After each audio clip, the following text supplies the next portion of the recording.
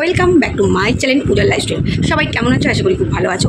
আশা করি না সবাই ভালো আছো, কারণ কালকের লাইফের পরে তোমাদের প্রত্যেকেরই অনেকেরই যারা ভালোবাসো, যারা মানে ভালোটাকে সাপোর্ট করো, যারা অন্যায়কে অন্যায় বলেই বলো, তারা সত্যি খুব খুশি তোমরা। আর সবার আগে বলছি ওয়েলকাম ভাই, নতুনভাবে নতুন জার্নি নিয়ে ইউটিউবে নতুন করে ফিরাই। আমরা তোর ভিডিওর সবার অপেক্ষা করছি, সবাই তোর ভিডিওর অপেক্ষা করছে। হ্যাঁ, যারা হেটার্স তারা দেখ 3 লাখ তোর অ্যাকাউন্ট, 3 লাখ অ্যাকাউন্টের মধ্যে তো 1 লাখ হেটার্স থাকবে, এটা তো কমন ব্যাপার না? তো সেই হেটার্সগুলোকে সাইডে রেখে বাকি ভালোবাসার মানুষদের জন্য সুন্দর ব্লগ নিয়ে আমরা সবাই দেখতে চাই নতুন করে, কারণ আমরা কেউই এটা চাইনি তোর জীবনটা একটা অন্ধকারের মধ্যে শেষ হয়ে যাক। তো যাই হোক, আমি সবার আগে এখানে কালো আমি লাইভে উঠেছি, জানি না তোমরা কে দেখেছো কি ছিলেন না ম্যাডামের লাইভে। তো আমি আবারও ম্যাডামকে এখানে বসি, thank you so much madam. মানে সত্যি হয়তো কিছু টাইম আমরাও হয়তো আপনাকে কিছুটা হলেও ভুল বুঝেছি, হয়তো আমিও, যে কী করছে কী করতে চাইছে বুঝে উঠতে পারছি না, করছেটা কি, ছেলেটার অ্যাকাউন্টের বন্ধ করে রেখেছে, হয়তো আমিও হয়তো ভুল বুঝেছি ম্যাডাম। বাট ভুল বুঝলেও কখনো সেভাবে কিছু বলিনি, যাই না কি জানি কী হয়। তো যাই হোক, সবার কা ফল মিঠা হতে হয়, এরকম একটা ব্যাপার আছে। তো সবুর করেছি, তাই আজকে ভালো জিনিসটা আমরা দেখতে পাচ্ছি। আর এটাই বলবো, দিদি হয়ে হোক, মা হয়ে হোক, গার্জিয়ান হয়ে হোক, এইভাবেই ছেলেটার পাশে সাপোর্ট করুন ম্যাডাম। আপনি থেকে ডিভোর্সটা করিয়ে দিন, আপাতত ও অ্যাকাউন্টটা চালু করুক, তারপরে আপনি থেকে পুরো ব্যাপারটা মিটিয়ে দিন। আমরা সবাই দেখেছি ইউটিউবে বেশ কিছু মানুষ, মানে অনেকেই যারা সাপোর্ট করেছে ওই মেয়েটাকে সংসার করানোর জন্য, তারা প্রচুরভাবে চেষ্টা করেছে যাতে মেয়েটা সংসার করুক। আপনারও ম্যাডাম অনেক অবদান ছিল, আপনিও চেষ্টা করেছেন, কিন্তু ব্যাপারটা কী বলুন তো, ওই মেয়েটা না কারোর চেষ্টার দাম কোনোদিন দেয় না, কারণ ওর কাছে ওর নিজের ইচ্ছার দামটা সবচেয়ে বেশি ম্যাটার করে। আপনার আমার চেষ্টাটার কোনো ম্যাটার ওর কাছে করে না, কারণ ও যদি করতোই তাহলে এত কিছু করে এতগুলো মানুষের মুখে জুতো মেরেও বেরিয়ে যেতে পারতো না, তাই না? যাদের হাত ধরে 2 মাস কেন 2 দিন ও সংসার করতে পেরেছে ওই বাড়িতে গিয়ে, অন্তত সেই মানুষগুলোর কথাও চিন্তা করতো যে এই যে 11 মাস বাদে আমি আসলাম, এই মানুষগুলোর সাপোর্ট পেয়ে আমি আসতে পেরেছি, না তো আমি আসতে পারতাম না, তোকে ঢুকতেই দিত না। তো সেখান থেকে সেই মানুষগুলোর কথা তো মেয়েটা চিন্তা করেই নি। কালকে স্ট্রিম লাইভ হতেই উনি ওইদিকে নিজে লাইভ খুলে বসে গেছে কী করতে, নিজেকে ঠিক প্রমাণ করতে। কি বলছে, আমাকে নিয়ে লাইভ হচ্ছে। আচ্ছা, আজকে তোকে নিয়ে লাইভ হচ্ছে বলে স্ট্রিম লাইভ খুব সমস্যা হচ্ছে। এতগুলো দিন যে ছেলেটাকে নিয়ে লাইভ হয়েছে, এতগুলো দিন যে ছেলেটাকে নিয়ে লাইভ হয়েছে, কই সেদিন তো কোনো প্রতিবাদ করতে আসিসনি। ও তুই ফোনে মাসিকে প্রতিবাদ করে, এখন দেখ তুই যে বলছিস, তুই যে মাসিকে এমন কিছু বলে রাখিসনি, তার কি গ্যারান্টি আছে? এখন যদি মাসি সেই কথাগুলো এখানে বলতে বসে, ভালো লাগবে তো?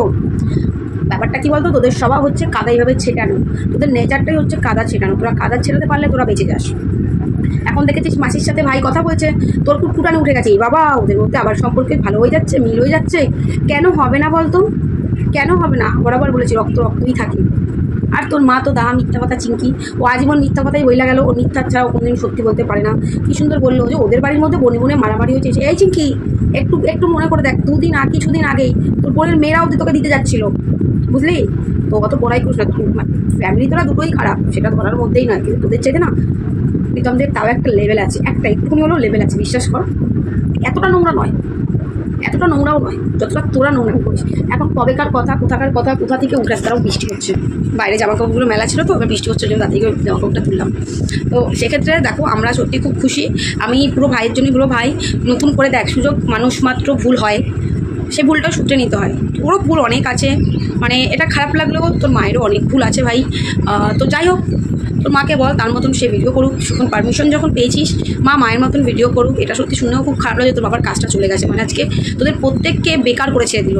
তো যাই হোক, তোর বাবাও নিশ্চয়ই আবার কাজ পেয়ে যাবে, কারণ এরকম হলে তো সত্যিই একটা পরের জায়গায় কাজ করাটা মুশকিলই হয়ে যায়। তোর মা ভিডিও করে করুক, কিন্তু ভুলভাল বক্তব্য নিয়ে দিতে না বসে।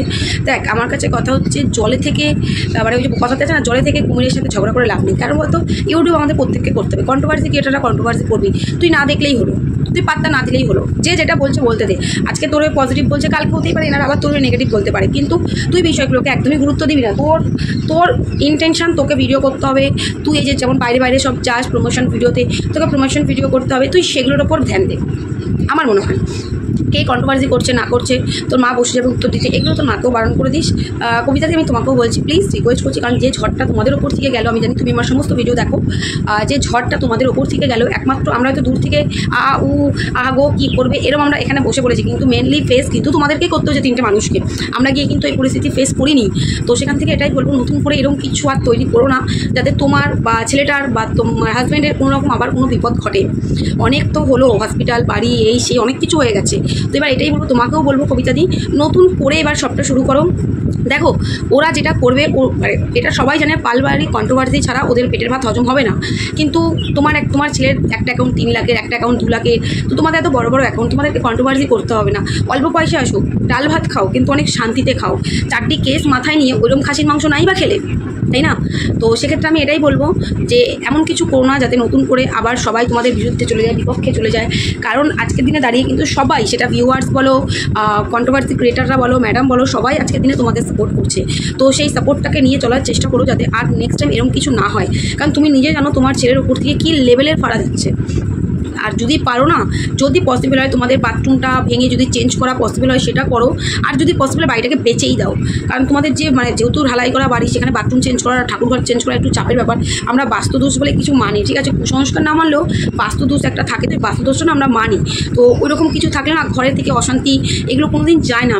এবার যেহেতু তোমাদের ঢালাই করা বাড়ি ঘর, তো সেখানে যদি বেড়ার বাথরুম মতো আলাদা ব্যাপার, চলো ভেঙে নিয়ে অন্য জায়গায় করে দিলাম, কিন্তু ওইরকম জানি হয়তো প্রবলেম হলেও হতে পারে। কারণ কিন্তু তারপরে বলবো যদি পসিবল হয় বাথরুমটাকে না ওইরকম পজিশন থেকে চেঞ্জ করে অন্য পজিশন বা ঠাকুরঘরটাও চেঞ্জ করার একটু ব্যবস্থা করো, অ্যাটলিস্ট তোমাদের ভালোর জন্য।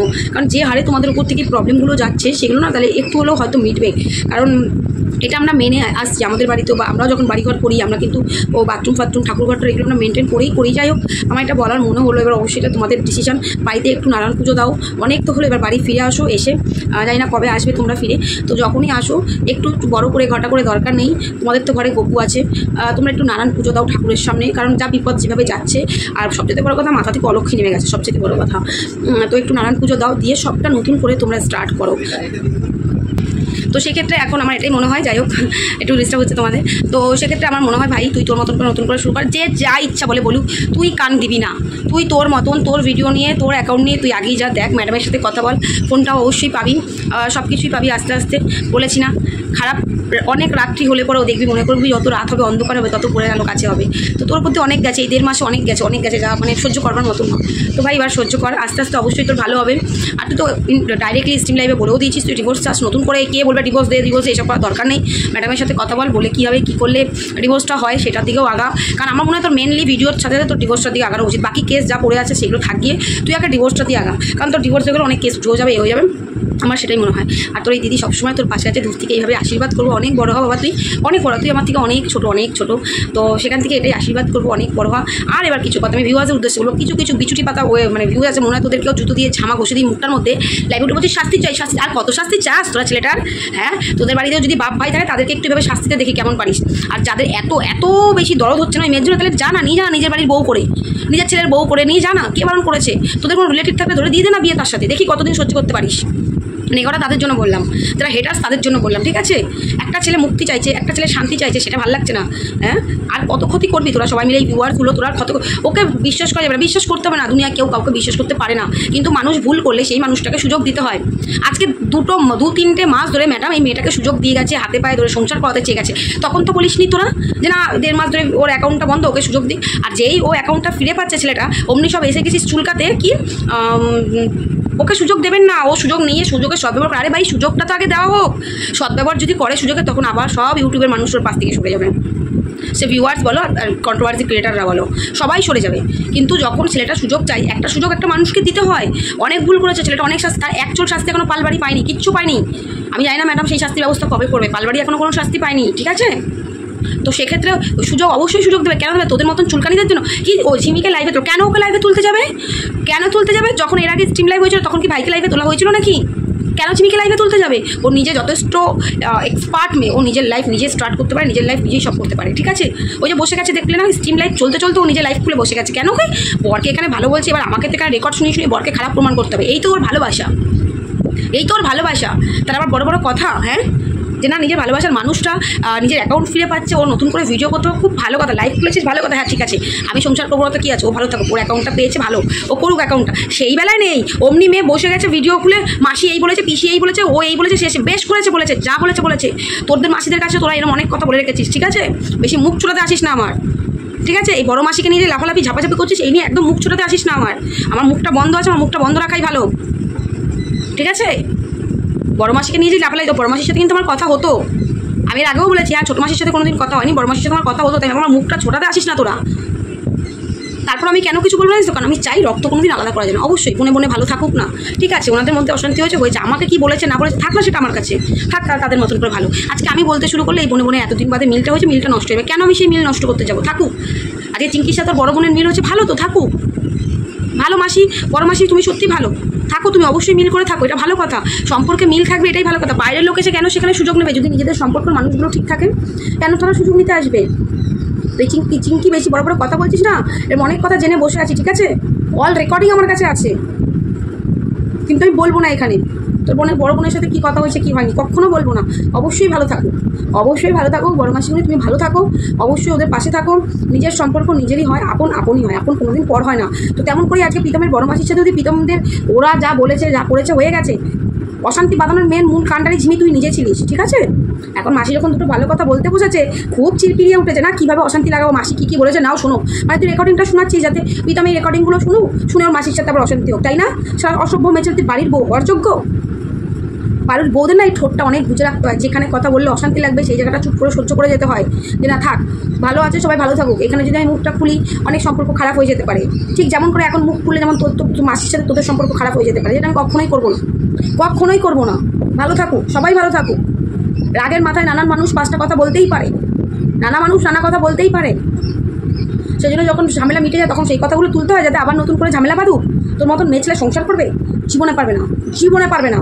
বললাম তো, তোর বাপ মাকে বল ভালো একটা ছেলে থেকে তোকে বিয়ে দিতে, যদিও তো বাপ দেবে কিনা সেটা নিয়ে ডাউট আছে বিয়ে, তারপরেও দেখ যদি দেয় বিয়ে, ভালো ছেলে থেকে একটা বিয়ে দিতে বল, দেখি ভালো ছেলের ঘরে কেমন সংসার করে। সবাই বলছিস না প্রীতম খারাপ, হ্যাঁ প্রীতম তো খারাপ, আমরা প্রত্যেকে জানি, সবাই জানি প্রীতম খারাপ। তা খারাপ যখন, তুই তো ধোয়া তুলসী পাতা, তুই তো ভালো, খারাপ ছেলের কাছে আসার জন্য এত চুলকেছিস কিসের জন্য? এর কাছে কাঁদিস, ওর কাছে কাঁদিস কিসের জন্য?